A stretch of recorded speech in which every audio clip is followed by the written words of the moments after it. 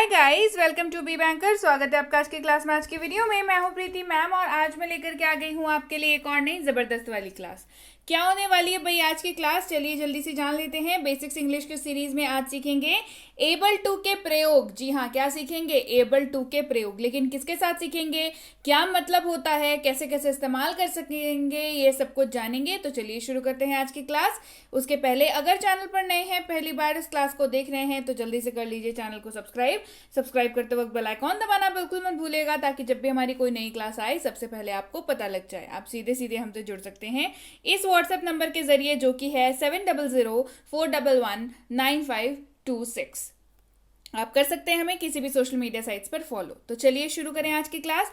सबसे पहले मैं बता दूं एबल टू का मतलब क्या होता है। एबल टू का मतलब होता है पा रहा हूं, पा रहा है, पा रही है या पा रहे हैं। एबल टू का क्या मतलब होता है भाई?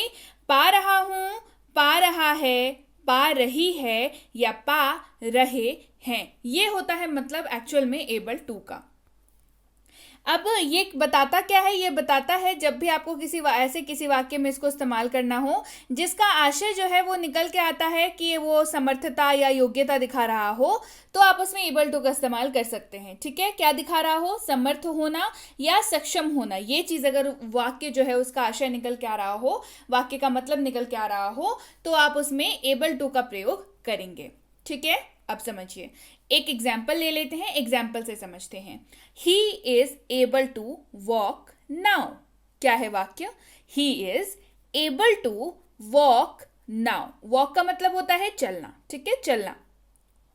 वह अब चल पा रहा है। तो इस वाक्य में ध्यान दीजिए, क्या समझ में आ रहा है? इस वाक्य में यह समझ में आ रहा है कि वो जो है ना, वो अब चल पा रहा है। कब चल पा रहा है? अब चल पा रहा है। इसके पहले जो है वो नहीं चल पा रहा था, इसी वजह से आपने लगाया कि वह अब चल पा रहा है। He is able to walk now. मतलब क्या है? पहले वो समर्थ नहीं था, अब वो समर्थ है। किसमें? चल पाने में। तो इसी वजह से हमने यहाँ पे एबल टू का इस्तेमाल किया। एबल टू का इस्तेमाल जब आप करते हैं तब एक आपका बहुत बड़ा जो एरिया है स्पोकन का, वो कवर हो जाता है वाइल स्पीकिंग।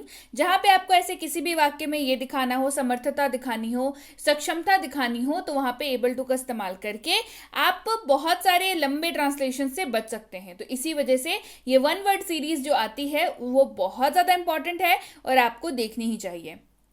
तो एग्जाम्पल जैसा कि हमने देख लिया, he is able to walk now, वह अब चल पा रहा है। तो चलिए अब इसका स्ट्रक्चर जान लेते हैं। आज हम लोग एबल टू का इस्तेमाल इज, एम, आर के साथ पढ़ेंगे। किसके साथ पढ़ेंगे? इज के साथ पढ़ेंगे, एम के साथ पढ़ेंगे और आर के साथ पढ़ेंगे।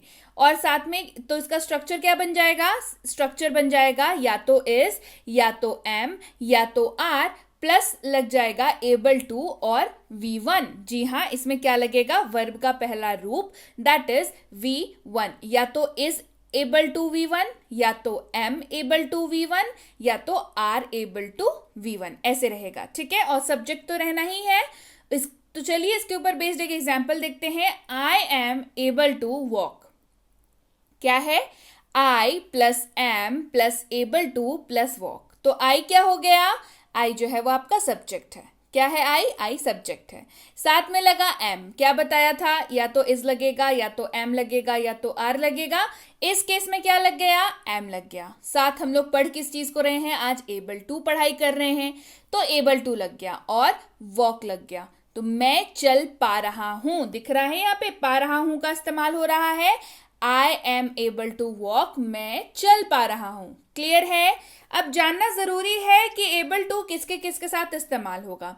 एबल टू सारे के सारे सब्जेक्ट्स के साथ इस्तेमाल होगा। मतलब I, you, we, they, he, she, it और किसी भी नाम के साथ। जैसे I am able to walk, you are able to walk, we are able to walk, they are able to walk, he is able to walk, she is able to walk, it is able to fly। और नाम ले लेते हैं Rohan, Rohan is able to walk. ठीक है, ये ऐसे करके वाक्य बन गया। तो हमने देख लिया सारे के सारे सब्जेक्ट्स के साथ एबल टू का इस्तेमाल हमने कर लिया। अब समझने वाली बात है कि एम, आर और इज, इन तीनों का इस्तेमाल किसके साथ होगा। सो आई के साथ एम का इस्तेमाल होगा, आर के साथ किसका किसका होगा, यू का, वी का और दे का, जैसे you are, we are, they are, ऐसे इस्तेमाल होगा, ठीक है। और इज का ही, शी, इट और किसी भी नाम के साथ, जैसे he is, she is, it is और नाम ले लीजिए रिया, रिया इज। क्लियर है।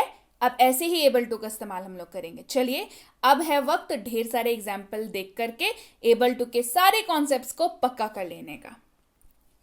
सबसे पहला example, I am able to speak, मैं बोल पा रहा हूं। I am able to speak, मैं बोल पा रहा हूं। I am able to speak. बढ़ते हैं आगे। You are able to write, आप लिख पा रहे हैं।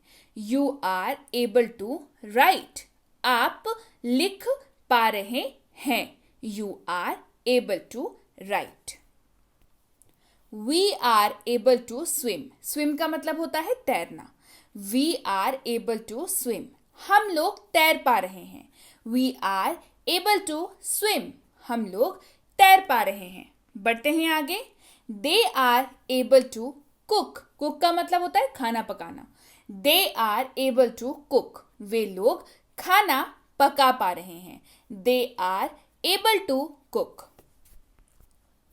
He is able to dance, वह नृत्य कर पा रहा है, या वह नृत्य करने में सक्षम है, या वह नृत्य करने में समर्थ है। बात एक ही है। क्या बताया था कि ये क्या दिखाता है, समर्थ होना दिखाता है, सक्षम होना दिखाता है। तो चाहे आप ये कह लें कि वह नृत्य कर पा रहा है तो भी सही है, वह नृत्य करने में सक्षम है तो भी सही है, वह नृत्य करने में समर्थ है तो भी सही है। इन तीनों का ही जो अनुवाद होगा अंग्रेजी में वो एबल टू के साथ ही होगा। He is able to dance या शी इज अगर एबल टू डांस होता तो यहाँ पे फीमेल की बात हो रही होती। ठीक है, क्लियर है। चलिए बढ़े आगे। She is able to understand, वह समझ पा रही है। She is able to understand, वह समझ पा रही है। She is able to understand. Mohan is able to operate his computer, Mohan अपना कंप्यूटर चला पा रहा है। Mohan is able to operate his computer, Mohan अपना कंप्यूटर चला पा रहा है। Mohan is able to operate his computer. Clear है। चलिए बढ़ते हैं आगे। Mona is able to ride her scooty now, Mona अब अपनी स्कूटी चला पा रही है। Mona is able to ride her scooty now, Mona अब अपनी स्कूटी चला पा रही है। Mona is able to ride her scooty now. Clear है। अब है वक्त आपके लिए होमवर्क का। जी हाँ, होमवर्क करना क्यों जरूरी होता है। सबसे पहली चीज तो एबल टू के कॉन्सेप्ट आज बताए हैं, सारे के सारे कॉन्सेप्ट समझा दिए, मतलब बता दिया, स्ट्रक्चर बता दिया, कब कहाँ कैसे इस्तेमाल करेंगे ये बता दिया। तो अब आपकी बारी है, आप करेंगे क्या, आप करेंगे होमवर्क। होमवर्क करना अब क्यों जरूरी है। होमवर्क करना इसलिए जरूरी है कि जब आप कोई चीज सीख करके तुरंत होमवर्क कर लेते हैं तो उससे क्या होती है, आपकी जो लर्निंग है वो पक्की हो जाती है, मजबूत हो जाती है ना। तो जितने भी लोग इस क्लास को देख रहे हैं सारे के सारे होमवर्क करेंगे। मैं सबके होमवर्क चेक करती हूँ, मुझे सबका होमवर्क चाहिए आपका कमेंट सेक्शन में। ठीक है, होमवर्क क्या है आपका, वह अब दौड़ पा रहा है, वह अब दौड़ पा रहा है। इसको आपको होमवर्क करना है, इसका अनुवाद आपको लिखना है कमेंट सेक्शन में एबल टू का इस्तेमाल करके। जी हाँ, इसका अनुवाद आपको किसका इस्तेमाल करके करना है, एबल टू का इस्तेमाल करके।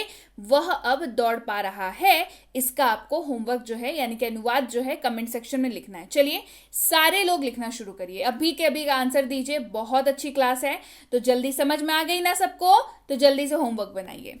सो यस गाइज, ये थी आज की क्लास कैसी लगी कमेंट करके जरूर बताइए। ऐसे कोई शब्द अगर आपके पास हैं तो डेफिनेटली मुझे बताइए, उसके ऊपर भी बहुत जल्दी क्लास आने वाली है, मतलब क्लास मैं ले आऊंगी, तो जल्दी से मुझे बताइए। इसके साथ ही क्लास पसंद आई है ना तो लाइक कर दीजिए, शेयर कर दीजिए और कर दीजिए चैनल को सब्सक्राइब अगर अभी तक नहीं किया है तो।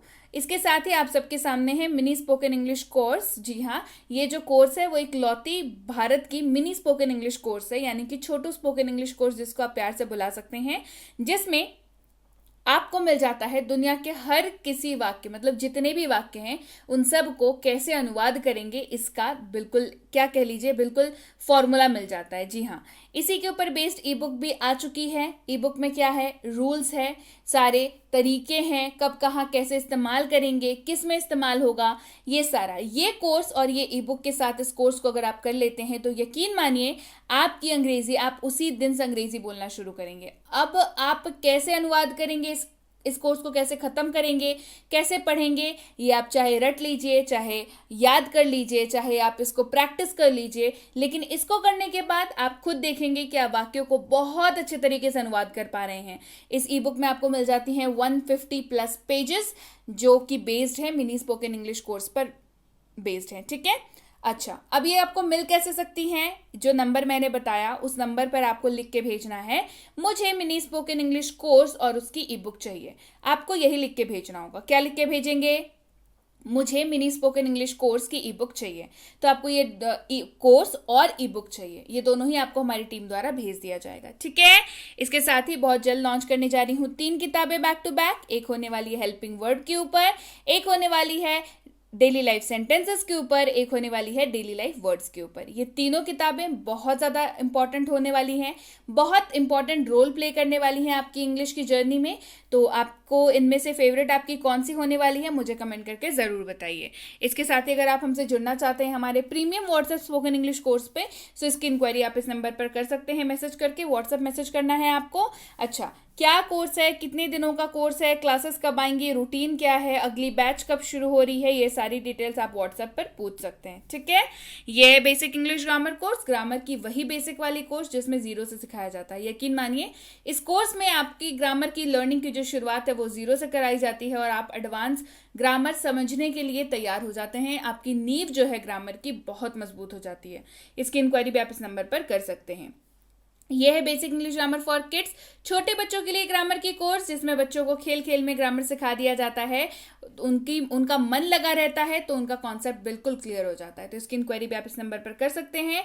और अगर आप स्कूल जाने वाले बच्चे हैं, आपके बच्चे स्कूल जाते हैं, तो ये कोर्स बिल्कुल आपके लिए है। चाहे आपकी राइटिंग सेक्शन हो, यानी कि ऐसे writing, debate writing, letter writing, notice writing and what not, ये सारी चीजें, साथ ही साथ आपका ग्रामर भी इसमें कराया जाता है। तो इसकी इंक्वायरी भी आप इस नंबर पर कर सकते हैं। और अगर आप वाकई एक सीरियस एस्पिरेंट है जो ऐसे किसी भी कॉम्पिटेटिव एग्जाम की तैयारी कर रहे हो जिसमें अंग्रेजी पूछी जाती है, तो भाई ये कोर्स बिल्कुल आपके लिए है। चाहे आपकी आरसी हो, या हो आपका ग्रामर, या हो वोकैबुलरी, या हो लेटेस्ट पैटर्न पे बेस्ड क्वेश्चंस, ये सारी चीजें इसमें आपको मिलती हैं। तो डेफिनेटली इसकी इंक्वायरी भी आप इस नंबर पर कर सकते हैं।